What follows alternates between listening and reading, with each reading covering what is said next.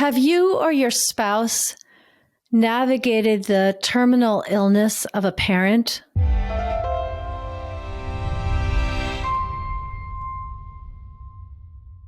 Today's episode is really important, really significant. It is not particularly flirtatious or juicy in that way, but it absolutely is all about one component of intimacy, which quite frankly, I've never heard people talk about. I've never heard a podcast on this.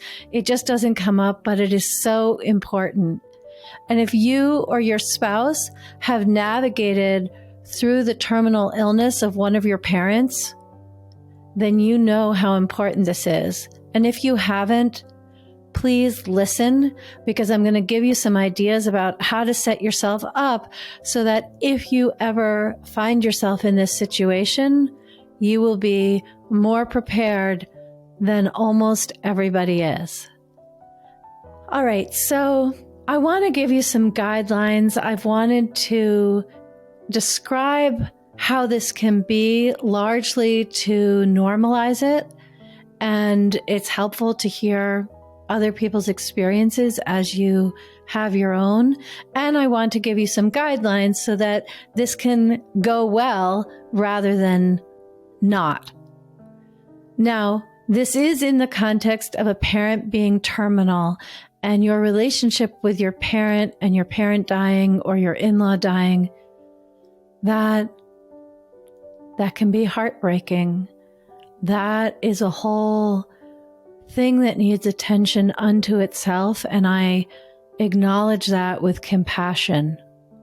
And in this episode, I'm actually not focusing on that. I'm focusing very directly and explicitly on the impact on your marriage and how you navigate that when that is the thing that is most important, or in any case, also important.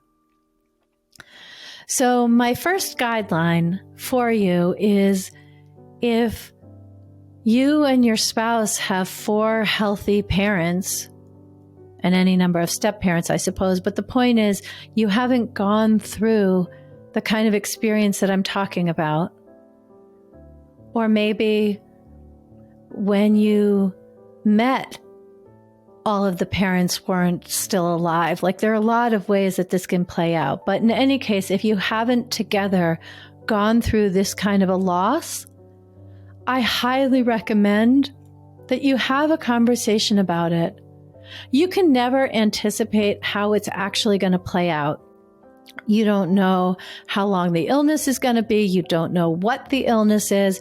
There just are an infinite number of variables that you cannot know in advance, including how it's going to impact each of you and your relationship. But to just have a conversation about it and open up the dialogue and consider what needs you might have or not have, that actually can be very helpful, because that way, when you have the first conversation, when it's actually relevant, it's not the first conversation on the topic. And you can have this conversation in advance with all of your attention on yourselves and one another. But as soon as it becomes relevant, you're going to have your attention on a whole bunch of other things. And so it can be really helpful to have just floated the idea the same way you might, if retirement is way a ways in the distance, you might enjoy talking about what you're going to do when you retire. Or if you were given $500,000, how would you want to spend it? And similarly, if your mother becomes ill and we find out she has 6 months to live, what would we want to do ourselves, together, with our family? Like, what do you think would come up in that situation? This is not about being morose or somber. This is about setting things up so you're not blindsided by realities, which will eventually happen. Okay, if this is already happening, then I really think the number one thing is compassion and acceptance. And then based on what you desire, some amount of connection. So let me be more specific. I'm thinking of my operations manager I referred to earlier, who was saying that whenever she's awake, she's thinking about her father. She's doing incredible work for me. She's interacting and having conversations with her husband. She's walking the dog. She's doing all the things. And she is always thinking about her father. Whereas her husband is not. He's thinking about her father sometimes. He's really sorry that he's terminal. But he also is putting it out of his mind, compartmentalizing and enjoying whatever is happening in the present moment. So one of the things to think about when this is happening in order to understand and have compassion is that for the supportive spouse, this is a loss. It's a very real, significant loss, but he will be the same before it happens and after it happens. Yes, he will no longer have a father-in-law who's alive, but he will be the same person before and after. Whereas for my friend, that's actually not true. When her father passes, as she anticipates it happening, and once it does, her identity is changing. She is going from being the daughter of a father that she can call anytime, who is there for her, who is available for conversation. She gets to be his little girl, even though she's this wonderful, grown-up, mature adult. All of that is currently available and will be shifting, and she knows it's happening. I'm actually reminded of when my mother died. It was actually maybe 2 weeks before she died. She said to me, "Oh, I can see I've already passed the matriarchal cloak on to you." Like there was a shift in the responsibility and the power dynamic where I was really taking care of her, and she was no longer the maternal figure. I became the maternal figure. It was an amazing moment when she said that, because I knew it was true, even though I also didn't want it to be, because I wasn't ready to let go of her as my maternal figure. But anyway, it happened. We're not always so aware and conscious of it happening in advance of the passing. And one of the reasons that it did is because my mother died at home. We weren't in the hospital, which is disempowering, though helpful. It's fundamentally hierarchical and disempowering for both patient and family member. But in any case, it is an identity shift when your parent is terminal and going to pass, and an identity shift, becoming a different person as a result of not having a parent alive, is just a totally different journey and a kind of reconstructing from the inside out. It's just not like the kind of loss that a supportive spouse goes through, unless perhaps they relate as a son to the in-law, but even then, it's not quite as intense. So being aware of that is super important. And it's appropriate not to want your spouse to join you in an identity shift, because that's artificial. That's not their circumstance. This is yours to navigate.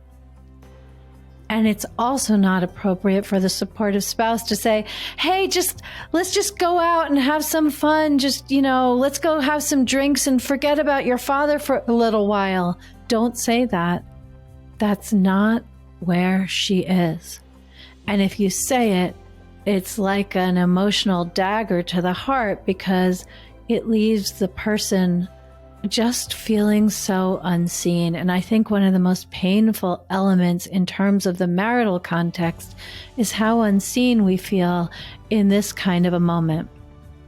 Now, shifting away from this particular couple that I've been talking about, when we have this kind of situation on our mind front and center all the time, it's not just that we don't have access to like go have fun and laugh hysterically or let it rip during karaoke.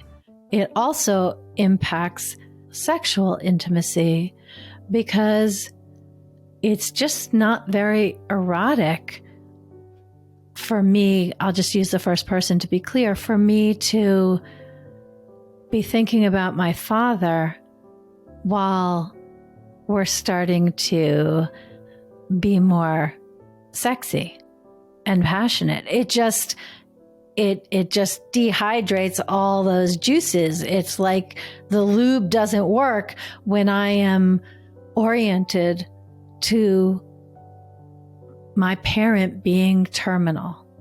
So, first of all, it's super important, again, to be compassionate.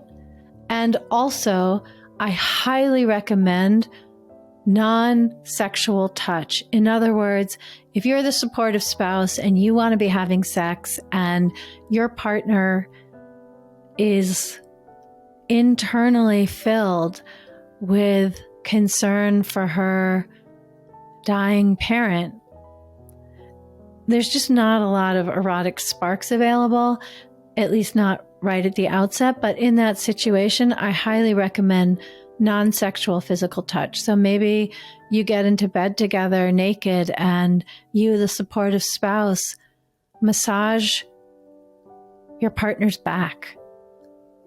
Like, what's most important is that you're not asking the grieving spouse to give to you or provide to you. Because one of the things about being in this situation is that it is profoundly fatiguing. And even if someone manages to do all of their work responsibilities and put together sentences that are intelligent and make sense, a spouse in this situation is in survival mode. And any extra decisions are a burden. Figuring out what to cook for dinner it takes much more energy and is much more challenging than when you're not in a situation like this.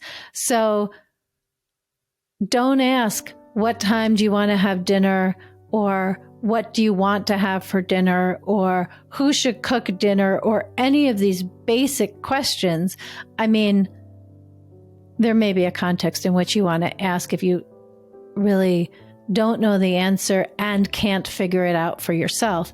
But do your best to figure it out, because one of the ways that you can be most supportive is to take care of the practical things and to be available to nourish and nurture through non-sexual physical touch, through just bringing a bowl of soup and saying, go ahead and have something to eat, through running a bath, through these very basic things that you might look at your spouse and think, he or she doesn't need that from me.